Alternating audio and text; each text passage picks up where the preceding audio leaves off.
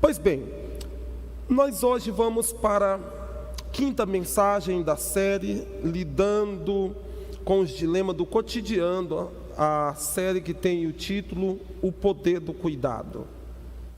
Durante o ano de 2020, nós vimos o quanto o Senhor cuidou de nós, das nossas emoções, dos nossos corpos. Em momentos de dificuldade, o Senhor nos abençoou, nos dando força. E nós lidamos com muitos dilemas no dia a dia. E nesse período, agora, nós já compartilhamos alguns dilemas. O primeiro dilema foi o sentimento de solidão de Elias. Em seguida, nós trabalhamos o sentimento de frustração de Asaf. Também, no terceiro dilema, nós falamos sobre ansiedade e preocupação, e nós dividimos parte 1 e 2. Então, se você desejar assistir, você pode voltar um pouquinho aí no nosso canal e assistir, que estão disponíveis. Pois bem, hoje nós falaremos sobre mais dilemas da vida humana, e o dilema de hoje é medo e desânimo.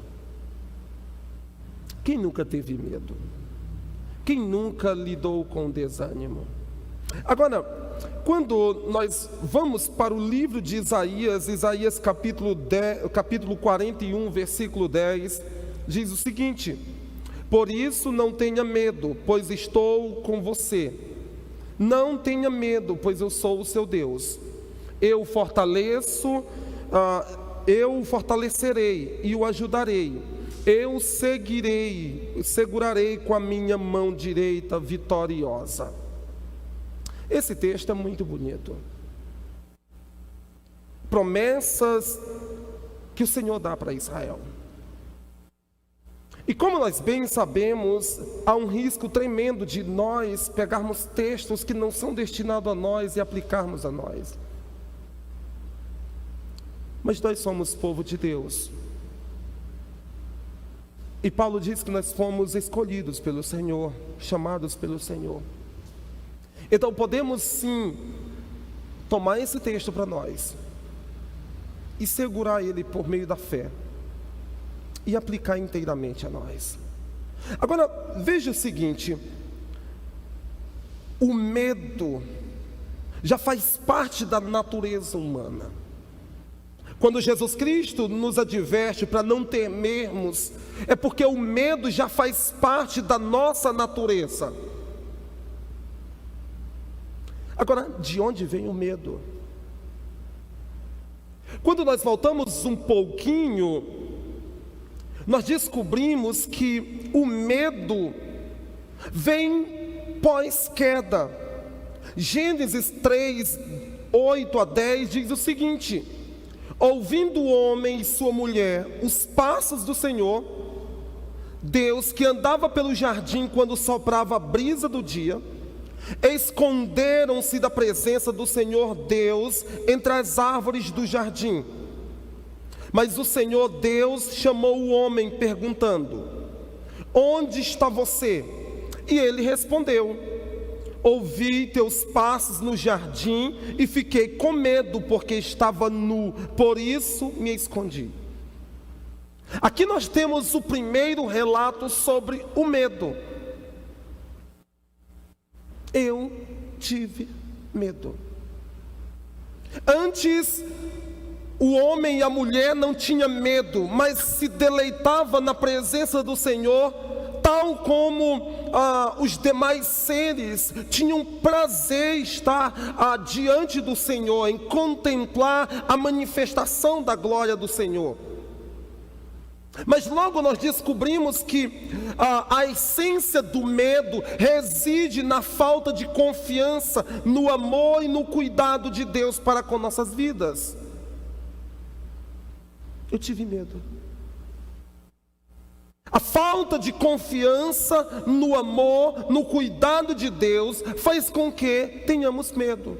Ante aquele que era benéfico, a mão do onipotente que protegia, guardava, agora se torna fonte de medo. Por causa da falta de confiança no amor e no cuidado intencional de Deus.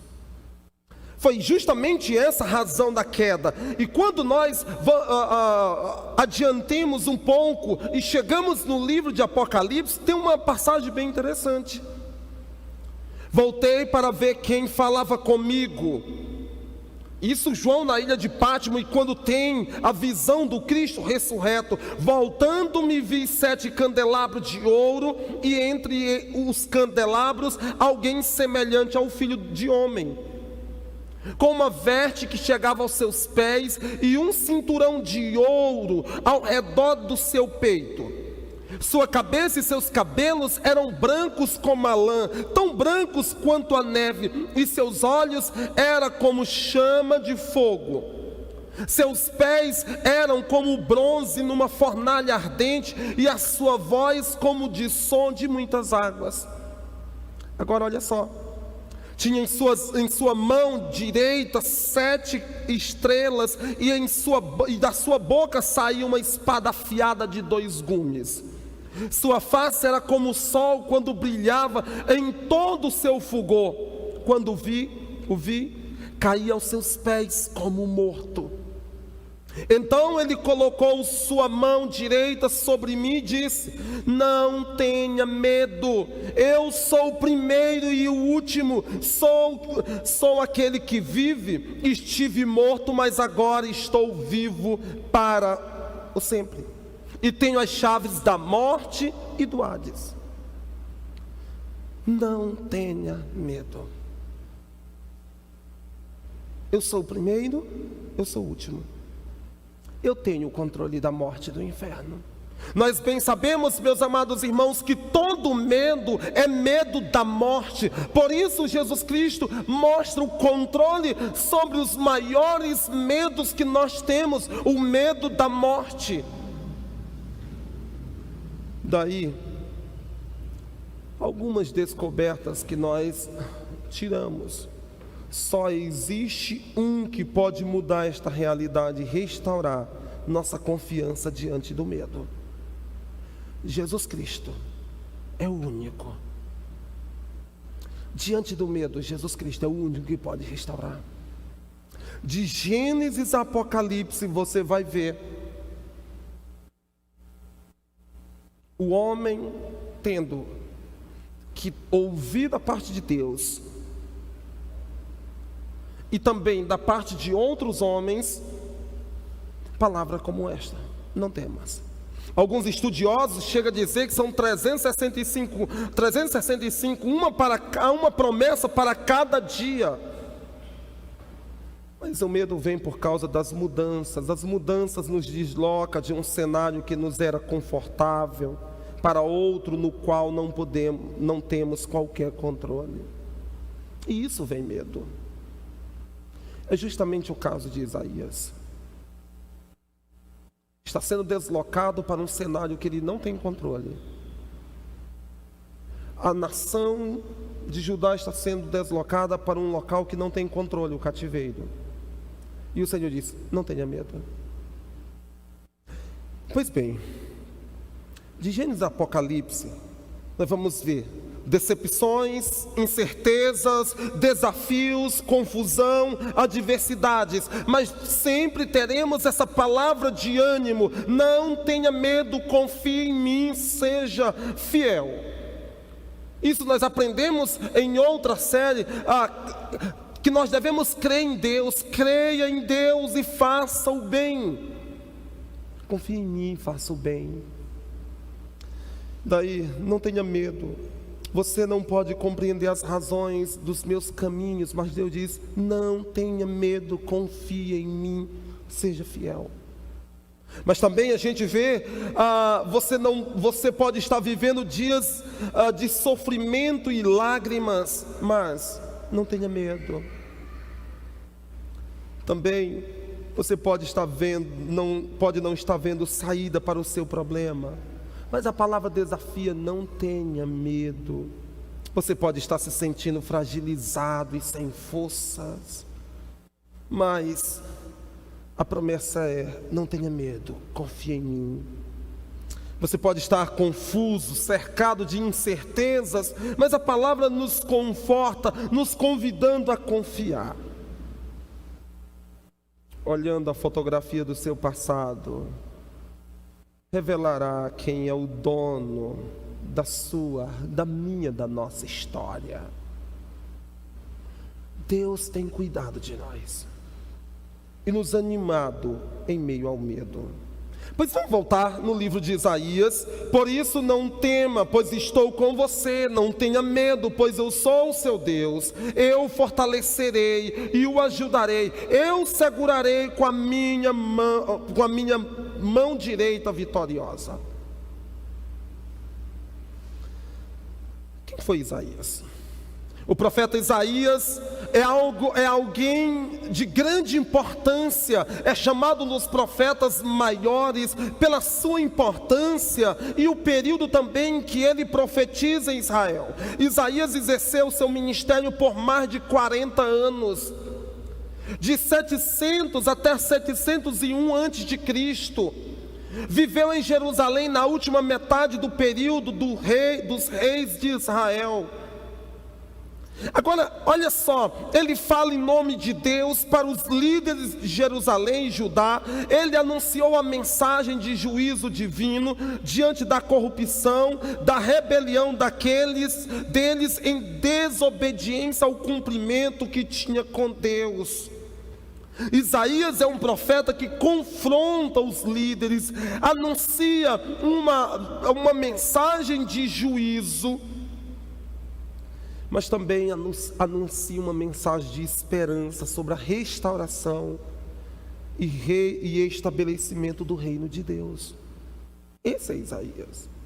Agora, ontem eu mostrei para os jovens, a gente estava trabalhando sobre um outro profeta, um profeta menor, e eu vou mostrar a linha do tempo, onde essas profecias acontecem, para que você se situe. Pois bem, está aqui.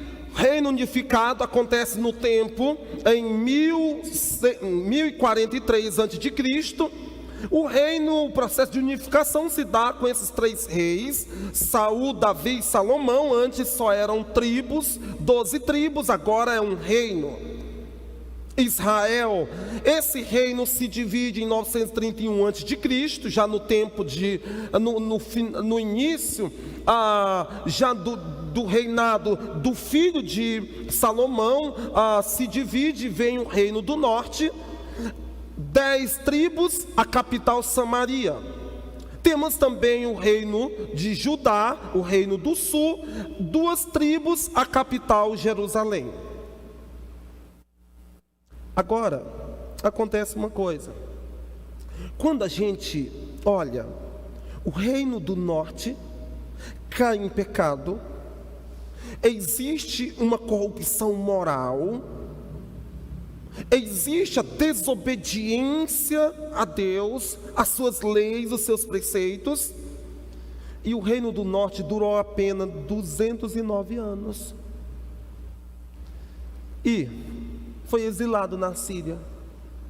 Agora perceba que em 722 há a queda de Samaria. Pois bem, o reino do sul, Judá, é um pouquinho mais longo.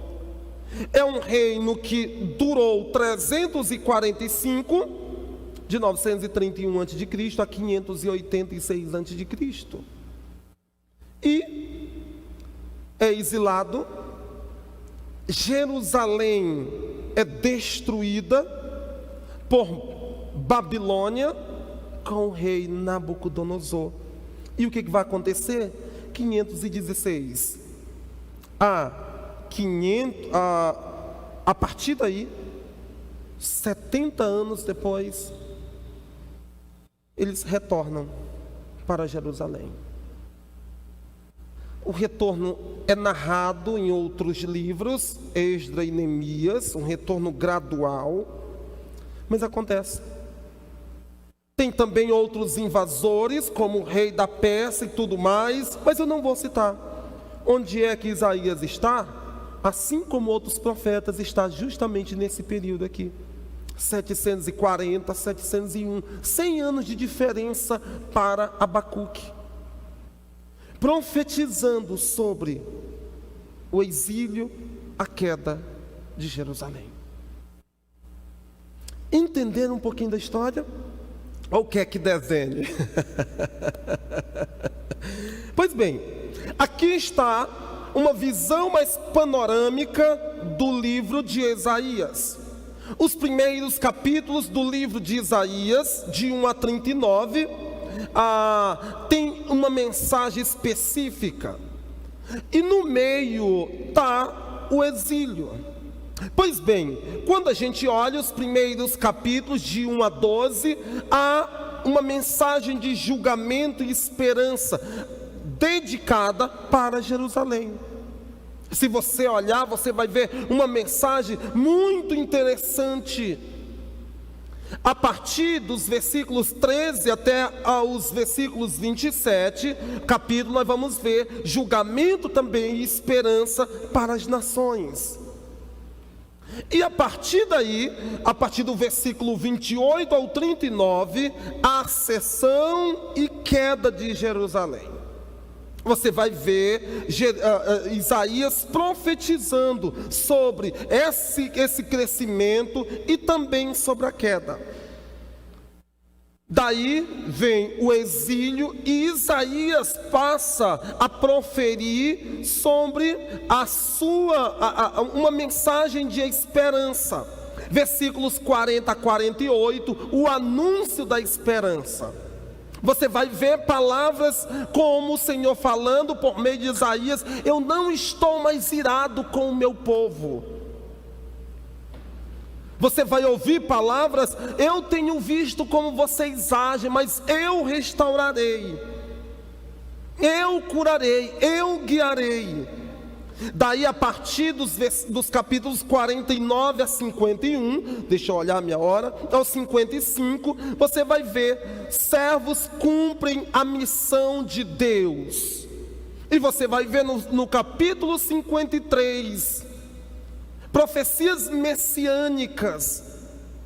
Ele tomou sobre si as nossas enfermidades. O castigo que nos traz a paz estava sobre ele.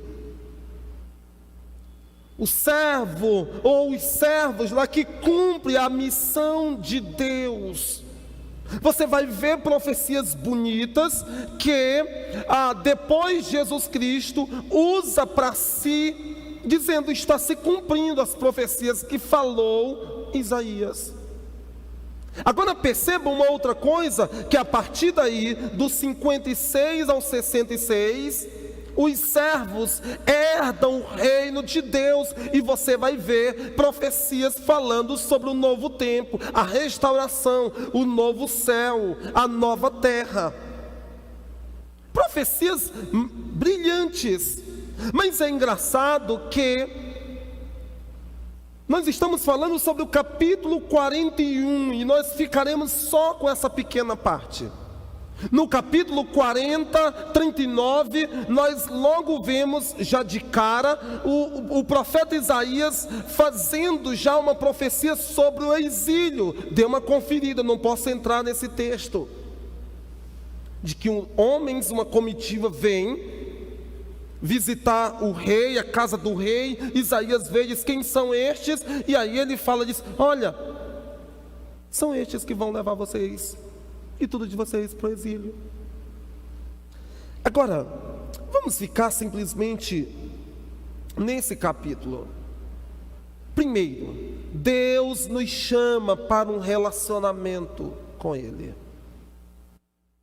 Veja só, olha: você, porém, ó Israel, meu servo, Jacó, a quem escolhi, vocês descendentes de Abraão, meu amigo.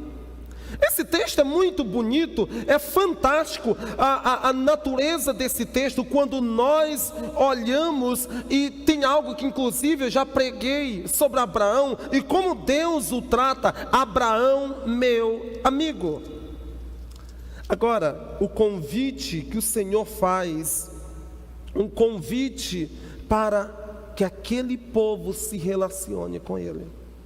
essa profecia para o futuro, e Isaías, olhando para o futuro, faz esse convite: você, porém, meu servo, a quem eu escolhi, vocês, descendentes de Abraão, meu amigo. Muito bonito. Palavra de consolo a um povo que está desanimado, ou estaria desanimado no exílio e com medo. Agora, uma outra coisa: eu os tirei dos confins da terra, de seus recantos mais distantes, e os chamei e disse: você é meu servo, eu escolhi e não rejeitei. Esse texto nós podemos tomar para nós porque é uma condição do Novo Testamento, para aqueles que devem se apegar às promessas de Deus, aqueles que foram chamados dos recantos mais distantes, como Jesus nos manda, que foi feito servo, escolhidos, separados e guardados, como diz Judas. Deus convida a vocês, meus servos, venham. Agora veja só, diante do medo, lá no capítulo 41, os primeiros versículos, nós percebemos uma imagem, uma cena de um julgamento. E o Senhor convida as ilhas, os povos, para que se apresentem e falem. Chegue, Deus quer pleitear com aquele povo. E engraçado é que o Senhor mostra que quem está trazendo juízo sobre aquele povo é justamente Ele mesmo. E Ele mostra para aquele povo: olha só, quem suscitou do Oriente aquele cujos passos segue a vitória, quem faz que as nações se submetam,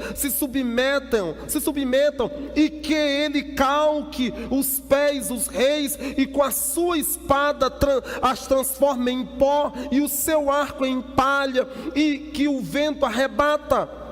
Persegue-os e passa adiante em segurança por uma vereda que os seus pés jamais trilharam. O Senhor diz: quem foi que executou isso? Aquele que tem chamado as gerações desde a existência. Eu, o Senhor, o primeiro, e com os últimos, eu mesmo. Os países do mar viram isto e temeram. Os fins da terra tremeram, aproximaram-se e viram. Um ao outro ajudou e ao próximo disse: sê forte. Mas eles tremiam. O Senhor desafia por meio de Isaías: olha a condição dos outros povos. Veja, quem foi que trouxe tremendo todo esse sofrimento? Eu mesmo. Foi eu. E ainda diz: as nações se apegaram de todas as formas diante do medo. E aí ele mostra a reação das nações. E olha como são as nações pagãs, aqueles que não têm fé no Senhor. Olha só: assim o artífice anima o ourive, e o que alisa com o martelo, e o que bate na bigorna dizendo a soldadura: está bem feita. E com os pregos fixam um ídolo para que não oscile. Mas tu, ó Israel, meu servo a quem escolhi, não temas.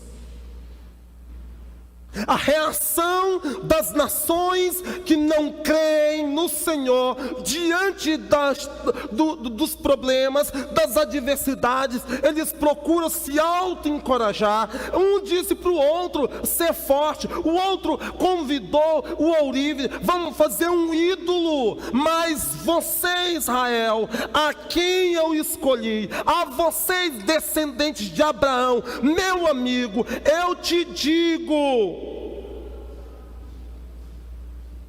você é meu povo, eu escolhi e não os rejeitei.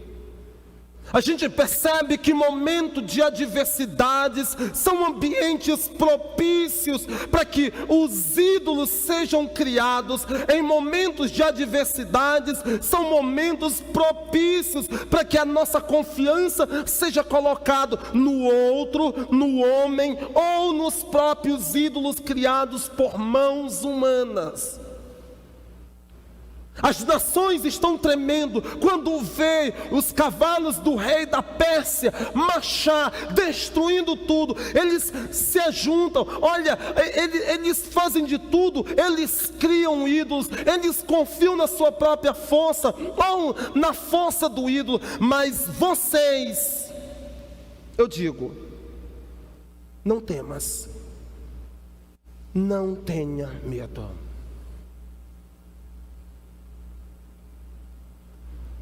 O que vai nos diferenciar dos que estão lá fora é a nossa reação diante das adversidades. Perceba que há uma diferença entre aqueles que creem e aqueles que não creem. Nós vemos que do mesmo jeito, diante da ansiedade, Jesus Cristo diz: não andeis ansiosos. E você perguntaria, por quê? Porque são os pagãos que fazem isso. Não andem com medo, por quê? Porque são os pagãos, os que não creem, que temem. Não façam ídolos, porque são os pagãos que fazem essas coisas.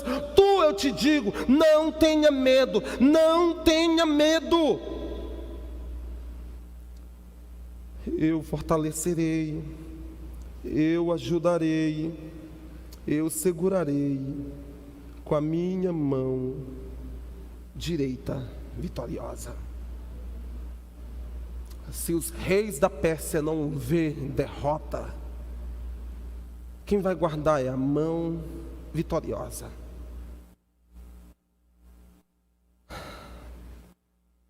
Falando sobre o medo, Isaías mostra que é uma doença muito comum entre os homens.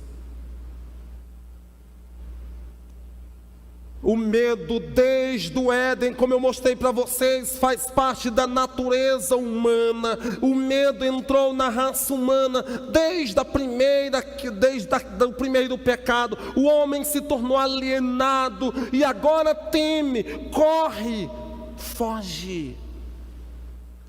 Agora, o conselho é: não tenha medo. Ultimamente a gente tem visto muitas reportagens, revistas consideradas, falando sobre a doença do medo. Se não tratada, pode trazer males profundos. E esse artigo fala que o isolamento forçado, devido ao coronavírus, pode agravar transtornos psiquiátricos e doenças como depressão, síndrome do pânico. O que fazer? O Senhor vai nos dar um conselho que serve para você que crê. Os sábios do Egito vão dar um monte de bugiganga, um monte de coisa que você deve fazer. O Senhor vai dar os seus conselhos. Você decide quem é a sua fonte de orientação. Um outro artigo, pesquisa mostrou o grau de medo e tensão dos brasileiros com o coronavírus. 3 palavras que faz parte do vocabulário: medo, preocupação e insegurança. Foi feita uma pesquisa com mais de 5.000 pessoas. Mais da metade dos participantes se diz extremamente preocupada com a Covid no Brasil. Mas as mulheres valorizam mais o perigo do que os homens. 62% delas estão mais tensas com a situação, ante 45% da ala feminina. Medo. Está lá um monte de forma para você se livrar. Resolve? Eu não sei. Eu sei que resolve aqui. Os conselhos que Deus dá. Pois então vamos andar nesses conselhos. Quando nós olhamos, o medo que causa a escravidão não teria nunca vindo ao nosso espírito se não tivéssemos, antes de tudo, transgredido a lei de Deus. O pecado é a mãe do medo que nos atormenta. Precisamos saber que todos esses dilemas que nós lidamos continuadamente são justamente dilemas advindo de uma fonte única, justamente o pecado. O pecado é a mãe do medo que nos atormenta. O pecado faz com que ansiedades brotem em nossa volta, como sementes daninhas que nascem logo nas primeiras chuvas. Agora, o conselho bíblico é: não temas, porque eu estou contigo. O Senhor sabe da nossa natureza caída, o Senhor sabe das nossas limitações, mas Ele diz: eu estou com você. Na medida em que a divina graça cresce e aumenta em poder, o medo diminui. No momento que nós passamos a confiar no Senhor, o medo vai diminuir. Paulo diz: onde abundou o pecado, aliás, isso aqui, deixa eu passar. Existe o alimento do medo, existe o alimento interno, quando nós olhamos para dentro de nós mesmos. Quando o homem não regenerado olha para dentro de si mesmo, para suas fraquezas, o que brota é orgulho, mas também muitos medos. O homem regenerado, quando olha para dentro de si, ele olha a sua natureza caída, mas também olha para o sacrifício de Jesus Cristo, e isso faz com que ele não tenha medo. Quando ele olha para o crucificado, como o próprio João olhou, os medos se vão. Nós olhamos para os nossos pecados, as nossas falhas, nossas fraquezas, tememos, mas olhamos para o que Cristo fez por nós, e nós temos assim a força recobrada. Como o próprio Paulo diz: onde abundou o pecado, superabundou a graça, a fim de que com o pecado reinou pela morte, assim também reinasse a graça pela justiça para a vida eterna mediante Jesus Cristo. Romanos 6. Nós olhamos para dentro de nós e vemos o homem caído que somos, mas olhamos para Cristo e vemos que o sacrifício de Jesus Cristo fez com que eu me tornasse justo. Por isso eu não tenho medo. Aquilo que era hostil para mim, agora não. Por isso Jesus Cristo diz assim: olha, trate o Pai Celestial, que Adão teve medo, de Pai Nosso. Agora, seguindo, não vê a referência 5, 20 e 21. Seguindo, converta suas suspeitas em realidades e torturam a si mesmo com elas, apesar de serem apenas fantasias. Olhando para si, o homem não regenerado, ele converte todas as suspeitas em realidade e se torturam. Se a ansiedade faz com que eu sofra antecipadamente por problemas que nunca aconteceu, o medo faz com que eu sofra por suspeitas que se tornam realidade e vão me torturar, mas que são apenas fantasias. Medo. Mas existe também o medo externo, a capacidade de inventar problemas. Temos uma capacidade enorme de criar problemas. Se nós, olhando para dentro de nós, com uma natureza puramente carnal, já faz com que tememos. Quando nós olhamos para fora, agora sim, o medo ganha um ambiente propício, porque tudo em nossa volta se tornará motivo para temer. Quantas pessoas fazem da sua vida, da sua casa, uma fábrica de medos, uma oficina de males e de suspeitas maléficas. Pessoas que têm uma capacidade enorme, uma engenhosidade de criar problemas dentro de casa. Isso por causa do medo. Inventam problemas. E aí eu fico lembrando, Pedro, Jesus Cristo está vindo sobre as águas. Todo mundo está assustado. E Jesus diz: sou eu. Pois se for o Senhor, manda que eu vá até o Senhor. Ele diz: pois vem. Aí depois está lá se afundando: o Senhor, salva-me. Pedro não tinha necessidade, ele tinha que crer. Às vezes nós criamos problemas para nós mesmos, fabricamos e fabricamos problemas numa oficina interminável que nós temos no nosso quarto, que não faz com que durmamos. Porque a oficina de medos, preocupações, tem que trabalhar em todo vapor. O Senhor diz: não temas. Mas também existe o mandamento de Deus contra o medo. Não temas, não tenha medo. Mas o que diz respeito a isto? Porque os filhos de Deus não devem ter medo? Você já pensou?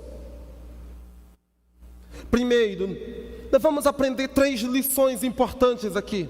A primeira lição é: o filho de Deus não deve ter medo, porque o medo é pecaminoso.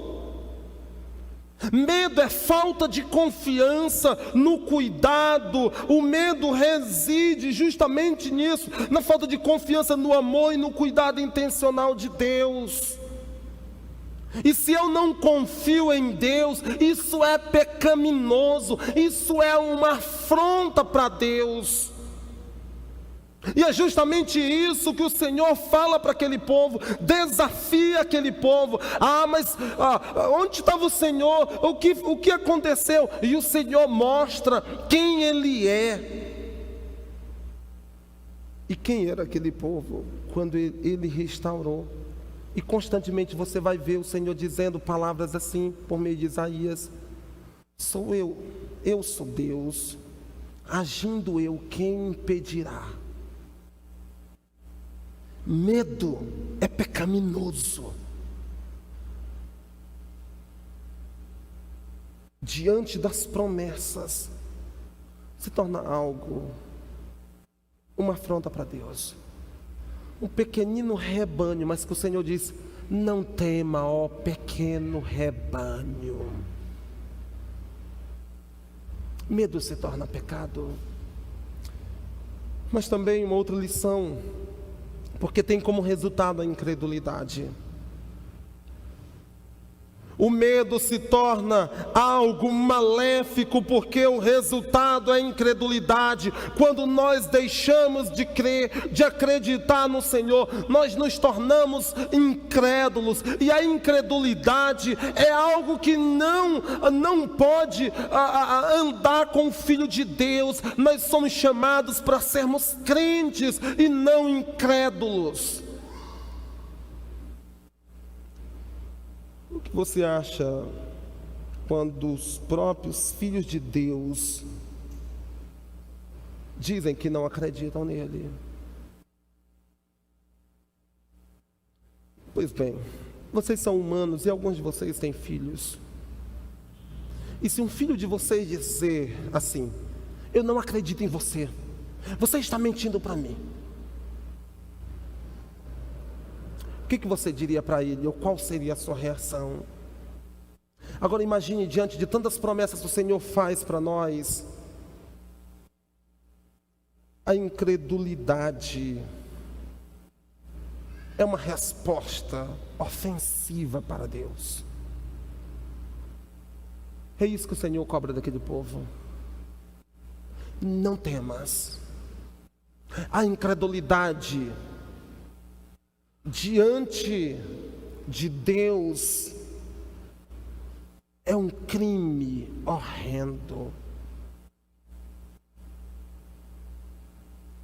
Creia. Mas também, porque gera pecado? Além de ser pecaminoso, o medo gera mais pecado. O medo é uma fonte que não seca e vai gerar muito e muito mais pecado. Por causa do medo, nós cometemos muito e muito mais erros, e isso vai se acumulando, se multiplicando. Por causa do medo, nós fazemos uma opção por não pagar impostos e nós infringimos em leis dos homens. Por causa do medo, as pessoas se lançam na prostituição. Por causa do medo, os homens deixam as suas mulheres, as mulheres deixam os seus maridos em busca de outros fora, porque tem medo de não sentir mais prazer. Por causa do medo, homens fazem atrocidades. Medo gera pecado. Por isso o Senhor diz: não tema, é uma fonte maligna que vai brotar os piores desejos, mas as ações mais terríveis. Medo. Por causa de medo nós sonegamos, mentimos. Por causa de medo, nós não temos coragem de contribuir na igreja, porque achamos que no final do mês vai faltar na minha conta, na minha despensa, vai faltar nos meus negócios. Medo que gera pecado. A maioria das pessoas não contribuem com a igreja, não é porque elas acham certo ou errado, é porque elas têm medo de que falte na sua casa as provisões. Medo gerando pecado. Por isso o Senhor diz: não tema, é um mandamento. A fé é o que segura o homem, da mesma forma que uma grande âncora segura um navio quando batem os ventos. Acreditar que Deus não falhará com você o ajudará a desafiar as tentações, diante das tentações para cometer pecados terríveis. Você ancora a sua fé na segurança de que Deus cuida de você e não falhará de você, falhará com você. Eu preciso ter fé. O escritor de Hebreus diz: temos esta esperança como âncora da alma, firme e segura, o qual adentra o santuário interior por atrás do véu, onde Jesus, que nos precedeu, entra em nosso lugar, tornando-se sumo sacerdote para sempre, segundo a ordem de Melquisedeque. Agora, por meio de Jesus Cristo, eu tenho essa esperança de que o caminho foi aberto. E eu não preciso mais ter medo. Terceiro lugar, para a gente terminar, as promessas que Deus dá para prevenir o medo e o desânimo. Mas tu, ó Israel, meu servo, tu, Jacó, que elegi, descendente de Abraão, meu amigo, tu a quem tomei das extremidades da terra e chamei dos seus cantos mais remotos, a quem disse: tu és o meu servo e eu te escolhi e não te rejeitei. Não temas, porque eu sou contigo, não te assombre, porque eu sou teu Deus. Eu te fortaleço e te ajudo, eu te sustento com a minha destra fiel. Você já percebeu quantos tu tem aí? Tu? Oh, saiu do lugar ali. Tu, e faltou mais um tu ali. Vários momentos, Senhor, dizendo: tu, fraco, que teme. E aí depois ele diz: eu.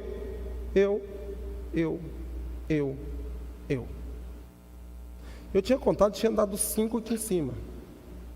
Não sei se eu engoli algum tu aí. Tu, Jacó, está lá. E o outro é porque ficou escondido aqui. Para cada fraqueza humana, Deus mostra a sua força. E aí nós vamos ver, para cada fraqueza humana, uma promessa de Deus correspondente. Tu será substituído por mim. Eu. Mas vamos andar um pouquinho. Quando a gente olha, e aí eu volto a citar mais uma vez Spurgeon, que diz o seguinte: no sofrimento há uma amargura com a qual nenhum estranho pode mediar. Uma parte da estrada para o céu todo homem deve enfrentar sem nenhuma companhia, a não ser o seu Deus. Por isso, diante do medo, quando eu não posso, eu não consigo, eu não sei, eu vou fracassar, o Senhor está dizendo: eu vou caminhar contigo, eu vou trilhar contigo. Nós temos uma companhia, o Todo-Poderoso é quem nos acompanha. Agora, os principais medos dos homens.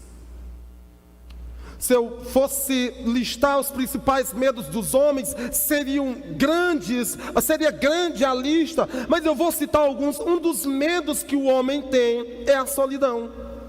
Mas veja só o que o Senhor diz: não tenha medo, porque eu estou contigo. Muitos de vocês temem envelhecer, e é certo que envelhecerão, temem ficar sozinhos, em sofrer a solidão, ser abandonados, mas o Senhor diz: não temas, porque eu sou contigo. Agora veja, meus amados irmãos, o Senhor dos exércitos é a melhor das companhias. O salmista diz: ainda que eu ande pelo vale da sombra da morte, não temerei mal algum, porque o Senhor está comigo. O Senhor, diante do medo da solidão, é a melhor das companhias. Mas existe também um outro medo: a perda dos seus bens. Nós tememos um dia perder todos os nossos bens, tememos fraquejar, tememos lidar com as grandes perdas que dói na alma, mas o Senhor diz: não te assombres, porque eu sou o teu Deus. Quando faltar tudo, ainda terá a mim, eu serei o teu Deus. Vocês lembram daquele hino tão bonito, composto, que é do cantor cristão, mais perto que ele está, composto por aquele homem depois de perder tudo? E a história é bem bonita, você pode pesquisar aí depois. Se os hinos falassem, que você vai ver essas histórias tão bonitas, e você pesquisa a história daquele hino. Não te assombres, porque eu sou teu Deus. Conta uma história de uma mulher que chorava meses por causa do seu marido que havia falecido. E o seu filho o convide: mãe, Deus morreu. E ela disse: não, quem morreu foi o seu pai. Então por que tanto medo? Por que tanto assombro? Se Deus está vivo, nós ainda temos todas as coisas, não devemos nos assombrar, a menos que o próprio Deus tivesse morrido. Mas o Senhor diz: não te assombre, eu sou o teu Deus. Seus bens podem ir embora, mas o seu Deus não. O Senhor está dizendo para aquele povo: vocês serão levados para o cativeiro, vocês agora terão uma mudança drástica, morarão numa terra que não é de vocês, cultivarão em lugares que vocês não conhecem, vocês viverão novas culturas, mas não te assombres, eu continuarei sendo o Deus de vocês. Quais são os outros medos? Fraqueza pessoal. Outra coisa que assola: quantos de nós estamos medo que essa pandemia evidencie as nossas fraquezas e nós venhamos cair, nós venhamos sofrer grandes perdas por causa das nossas fraquezas, por não resistir na fé. E o Senhor diz: eu te fortaleço. Ah, jovem, você tem medo de errar o caminho, você tem medo de não permanecer firme. O Senhor diz: eu te fortaleço. Ah, Senhor, você tem medo agora na velhice, não tem um sustento, você tem medo das suas mãos fraquejar. O Senhor diz: eu te fortaleço.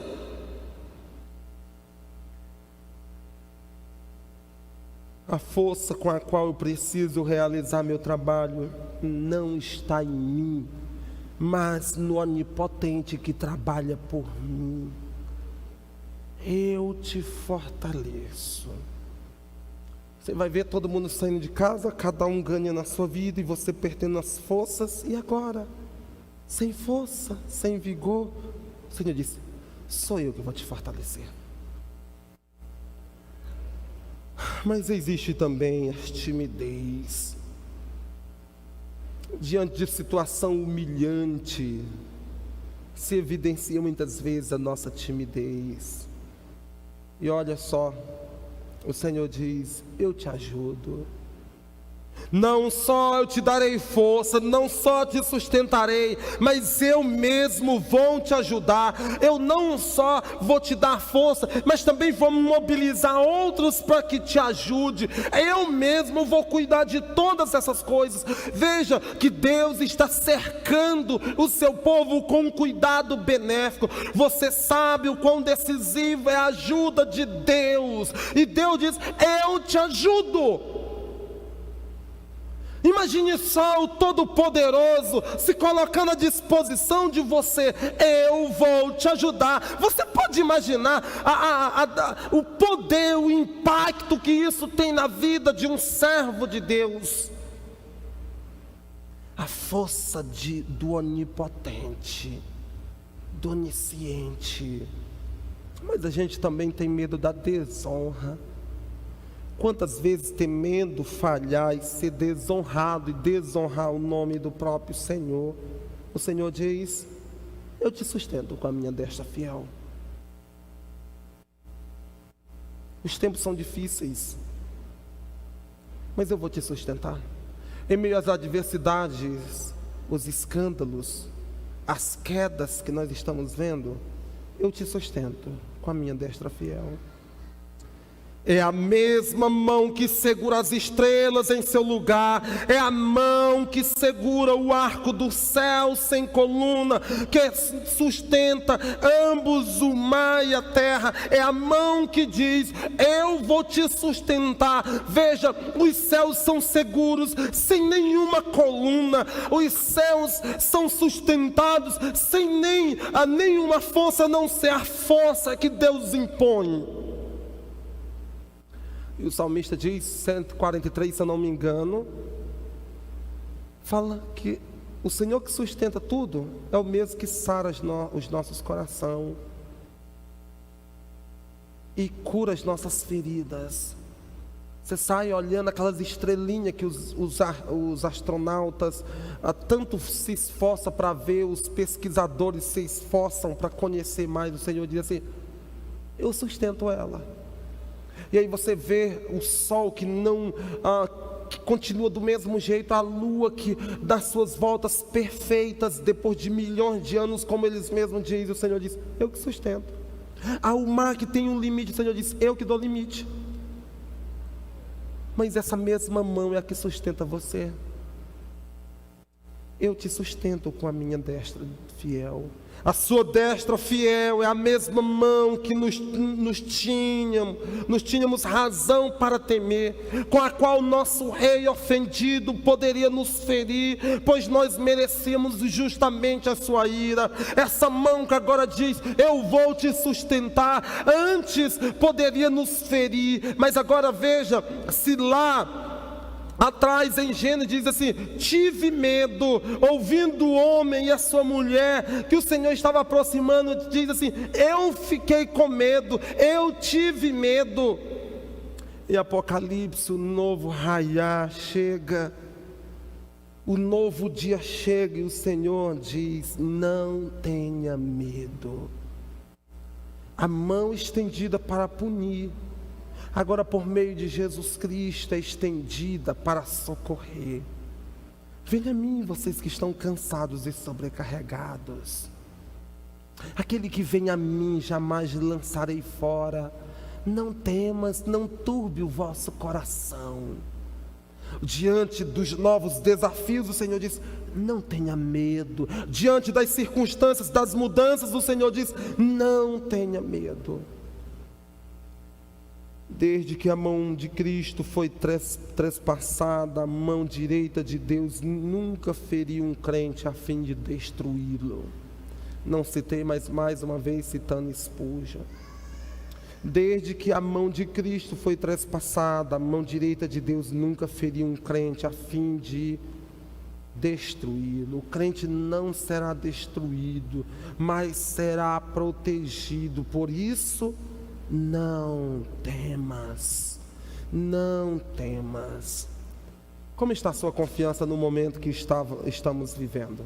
Já eu refleti e praticar, porque eu não botei, foi culpa ali dos meninos, viu?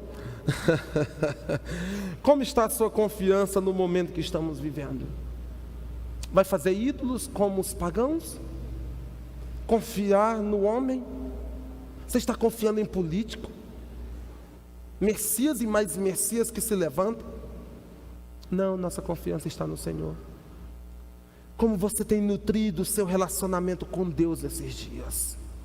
São nutridos com base nisso que nós estamos vendo, confiando? Retire um momento deste dia e traga à tua memória momentos em que você sentiu a mão de Deus segurando a sua. Pare um momento quando chegar em casa e passe um tempo refletindo os momentos que Deus segurou a sua mão, que você sentiu, Deus estava comigo ali. O momento era crítico, era difícil, mas o Senhor estava comigo ali. Reflita sobre isso. Quero convidar você para ficar em pé e nós estaremos orando.